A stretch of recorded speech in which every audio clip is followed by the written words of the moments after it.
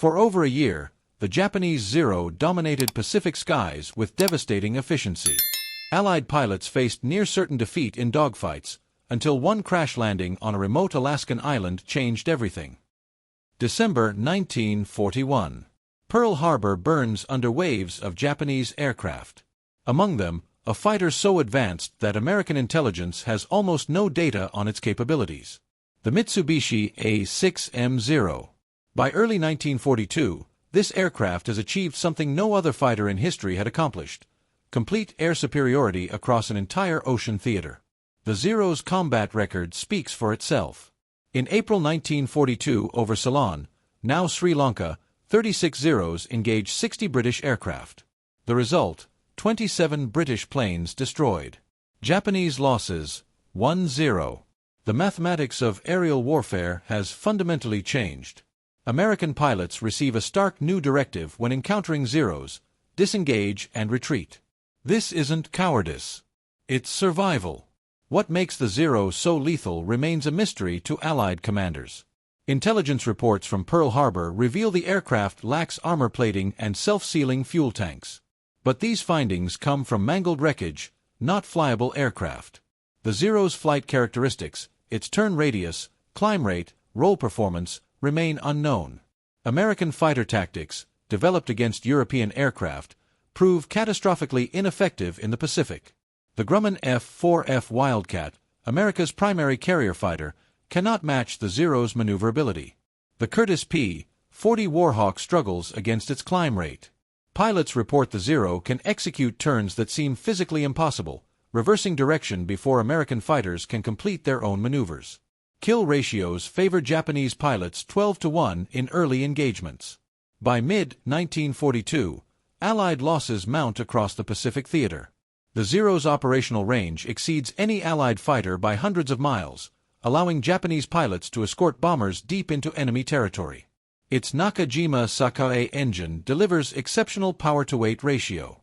The aircraft's lightweight construction, achieved through innovative use of aluminum alloys, enables extraordinary agility at combat speeds. Drop a comment with the word Zero if you're ready to discover how one accident changed the entire Pacific War. June 4, 1942.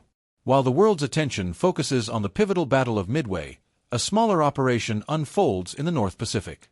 Japanese Admiral Kakuji Kakuta commands a task force striking the Aleutian Islands, a diversionary attack intended to split American naval forces. The target: Dutch Harbor on Unalaska Island. Flight Petty Officer Tadayoshi Koga, 19 years old, launches from the carrier Ryujo as part of the second day's assault. His Zero, serial number 4593, is a Model 21, the standard variant that has dominated Pacific combat for 6 months. Koga flies in a 3-plane section with Chief Petty Officer Makoto Endo and Petty Officer Tsuguo Shikata. The formation approaches Dutch Harbor through characteristic Aleutian fog, which blankets the islands 5 or 6 days weekly. They break through cloud cover and acquire their targets. American installations sprawl below. The 3 Zeros descend, cannon and machine guns firing. They strafe anchored PBY Catalina patrol aircraft. Ground defenders return fire with everything available: rifles, machine guns, anti-aircraft positions. A round finds its mark. Koga's Zero shudders as small arms fire severs the oil return line. Black liquid begins streaming from his aircraft, visible against the gray Aleutian sky. Koga immediately recognizes the crisis. Without oil circulation, his Nakajima engine will seize within minutes. The aircraft will become an 1,800-pound glider with nowhere to land except frigid northern waters. Koga reduces throttle, attempting to extend his operational time. His wingmen close formation, assessing the damage. They know the standing order: destroy any Zero that crashes in enemy territory. The aircraft's technical secrets must not reach Allied hands. 25 miles east, Akutan Island offers an emergency option. Japanese planners designated this location for forced landings. A long, grassy flat stretches inland from Broad Bight. The 3 Zeros circle the landing area. From altitude, the grass appears to rest on solid ground. Shikata notices something during his second pass: water glistening between grass blades. He suddenly understands. This isn't solid earth. It's marsh. He tries to signal Koga, but the stricken pilot has already committed to landing, gear extended. The Zero's wheels touch grass and immediately sink into waterlogged soil. The landing gear catches. Physics takes over. The aircraft flips inverted in an instant, sliding to rest upside down in the marsh. The impact kills Koga instantly, likely from cervical fracture. His wingmen circle overhead, engines roaring, unable to see whether their comrade survived. Standing orders demand they destroy the aircraft. But if Koga lives, their attack would kill him. After several agonizing circles, they depart, leaving the Zero intact. July 10, 1942. More than a month passes. The Zero lies hidden in Akutan's marsh, invisible from standard flight routes and shipping lanes. The fog that dominates Aleutian weather conceals it perfectly. Then chance intervenes, the kind of accident that reshapes wars. Lieutenant William Thies pilots a PBY Catalina on routine patrol. His navigation depends on dead reckoning, and somewhere over the fog-shrouded Aleutians, his calculations drift off course. When the Shumagan Islands appear through a break in clouds, Thies realizes his position. He adjusts heading toward Dutch Harbor. During this correction, a rear gunner spots something unusual below. Red circles on wings. Japanese markings. Thies descends for a closer look. Through the mist, he sees it clearly, a Zero fighter, apparently intact, resting in marsh grass. This discovery reaches Navy intelligence within hours. 3 recovery attempts follow, each hindered by Akutan's brutal conditions. The marsh that saved the Zero from destruction now protects it from easy extraction. Crews struggle with mud, weather, and the aircraft's awkward inverted position. Finally, on the 4th attempt, recovery teams successfully extract the Zero. They find Petty Officer Koga's body still in the cockpit and bury him nearby with military honors. The aircraft itself proves remarkably undamaged. The soft marsh absorbed impact energy. Structural damage remains minimal.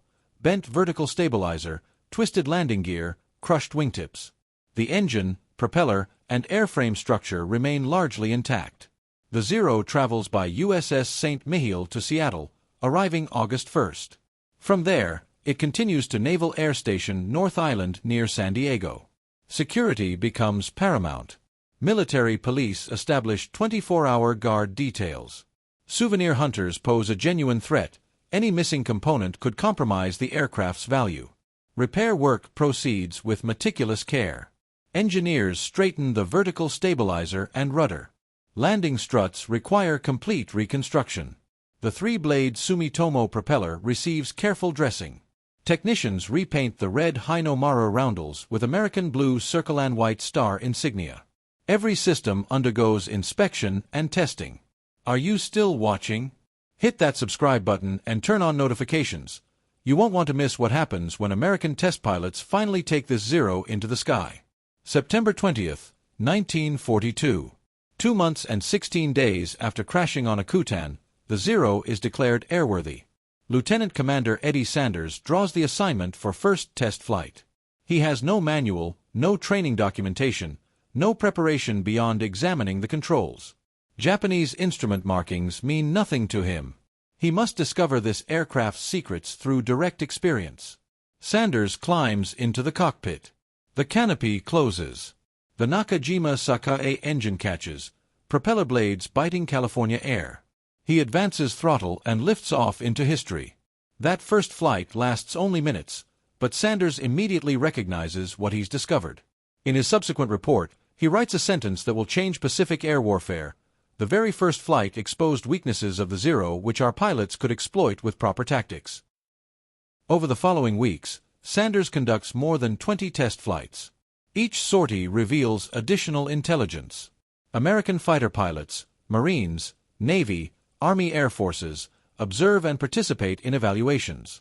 They pit the Zero against current operational aircraft, Wildcats, Warhawks, and the new F-4U Corsair just entering service. The tests expose critical vulnerabilities. First, the Zero's legendary maneuverability exists only within specific parameters. At speeds exceeding 200 knots, the ailerons effectively freeze. The lightweight structure cannot handle high-speed airflow forces. Rolling maneuvers become sluggish, requiring excessive control stick pressure. This limitation contradicts the Zero's reputation as supremely agile at all speeds. Second, directional asymmetry. The Zero rolls substantially easier to the left than the right, likely due to engine torque from the radial power plant. Pilots can exploit this by forcing engagements that require right-hand rolls, where the Zero cannot respond effectively. Third, and perhaps most significant, the carburetor design creates catastrophic vulnerability. Under negative acceleration, particularly in steep dives, the float-type carburetor starves the engine of fuel. The engine quits entirely until positive G-forces resume. These discoveries provide immediate tactical solutions. American pilots receive new combat doctrine: avoid turning dogfights where the Zero excels. Instead, use altitude advantage to initiate diving attacks. Build speed beyond 200 knots where the Zero cannot effectively maneuver. Execute rolling attacks that force the Zero into right-hand defensive maneuvers. If pursued by a Zero, enter a steep dive using negative G-forces to disable the pursuer's engine, then extend distance before the Zero can restart and continue pursuit. The information disseminates rapidly through Pacific squadrons. Fighter tactics manuals receive urgent updates. Training programs incorporate Zero-specific defensive techniques. The impact manifests immediately in combat. Marine pilot Kenneth Walsh credits Zero intelligence with saving his life during his first aerial encounter, allowing him to achieve 21 confirmed victories during the war. He later states, "Knowing what to do with a Zero on my tail, information that came from Koga Zero, saved my life several times." The Akutan Zero continues contributing to Allied efforts beyond flight testing. Engineers at Bureau of Aeronautics and Grumman Aircraft examine its construction techniques and design philosophy. This intelligence influences development of the F-6F Hellcat, which enters service in 1943. The Hellcat incorporates lessons learned: heavy armor protection, self-sealing fuel tanks, 6 Browning 50 caliber machine guns, and the powerful Pratt & Whitney R-2800 double Wasp engine. The Hellcat proves faster than the Zero, can outclimb and outdive it, and matches its maneuverability, something previously considered impossible. The Hellcat achieves a kill ratio of 13-1 against Zeros. Japanese air superiority ends. The Akutan Zero's impact extends beyond tactical doctrine and aircraft design. It fundamentally alters strategic calculations across the Pacific theater. By late 1943, American pilots no longer fear Zero encounters. The mystique has evaporated. Intelligence from Koga's aircraft provides psychological advantage as valuable as technical knowledge. Japanese historian and Lieutenant General Masatake Okumiya later writes that the Akutan Zero's capture was no less serious to Japanese war efforts than the defeat at Midway. This assessment, from an enemy officer, underscores the intelligence bonanza's significance. One intact aircraft, 1 month of testing, changed force calculations across an entire ocean. The Zero itself was never inherently invincible. Its early dominance resulted from surprise, pilot training, and Allied unpreparedness. Japanese naval aviators of 1941 to 1942 represented some of the world's most experienced fighter pilots, veterans of combat over China. They flew an aircraft optimized for their tactical doctrine: extended range, exceptional maneuverability, offensive firepower over defensive protection. Allied pilots initially faced this combination without understanding the trade-offs involved in Zero design. The lack of armor that made it vulnerable also made it light and agile. The fuel tanks that exploded when hit also enabled 800-mile operational radius. Once American forces understood these compromises, they developed counter-tactics exploiting the weaknesses while avoiding the strengths. The Akutan Zero remains in active service through 1944, training new pilots bound for Pacific deployment. In February 1945, during a training flight, it suffers engine failure and crashes at Oxnard Field near San Diego. The pilot survives, but the aircraft is destroyed. After 3 years of service, longer than most fighters survive in wartime, the Akutan Zero ends not in combat but in routine operations. Components survive in museums across America. The National Museum of the Pacific War in Fredericksburg, Texas displays recovered pieces. The National Museum of Naval Aviation in Pensacola, Florida exhibits artifacts. These fragments represent one of the war's most significant intelligence coups, proof that in warfare, knowledge often matters more than firepower. Petty Officer Tadayoshi Koga, 19 years old when he died, never knew his forced landing would contribute to Japan's defeat. In 1988, American author Jim Reardon led efforts to repatriate Koga's remains. They discovered that in 1947, American Graves Registration Service exhumed his body from Akutan and moved it to Adak Island, marking it as unidentified. In 1953, those remains returned to Japan, likely interred with other unknown soldiers at Kidaragufuchi National Cemetery in Tokyo. One pilot, one aircraft, one accident. The Akutan Zero demonstrates how small events create massive consequences in warfare. Modern intelligence operations still study this case as exemplifying the value of technical intelligence and rapid information exploitation. What do you think? Could the Pacific War have ended differently without this discovery? Drop your thoughts in the comments below. And if you enjoyed this deep dive into World War II history, subscribe to Narrated Stories for more untold chapters where small discoveries shaped the fate of nations. Hit that notification bell so you never miss our next documentary. Thanks for watching.